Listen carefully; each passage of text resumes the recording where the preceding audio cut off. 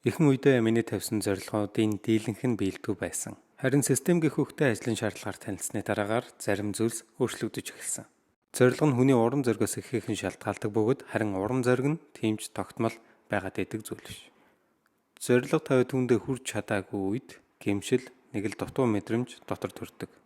Харин өдөр тутмын үйл хөдлөл, ажлын зуршлаа системчлэх нь зорилгодоо хүрэх магадлалыг илүү өндөрсгөж, стрессийг багасгаж өгдөг. Өөр тохирсон системийг тодорхойлж түүнийг дагаж хэвших нь багаар ахис төвшлийг гаргаж улмаар стрессийг багасгахад тусалдаг.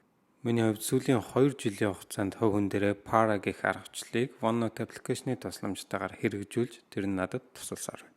Өөрийн хувь хүний болон гэр бүл, ажил мэргэжлийн нийгмийн бас оролцооны хүрээнд эдгээр талбаруудад хэрхэн зүйлсийг хийж байгаагаа дижитал орчинд тэмдэглэл болгож үлдээх, буцаага тэрийг ашиглаад төлөвлөлтийг хийх, хамгийн гол нь энэ бүх мэдээлэл дээр үндэслээд алийг нь би орхигдуулаад алинд нь хэд цаг зарцуулаад байгаа юм бэ гэдгийг ялгаж харах боломжтой болсон.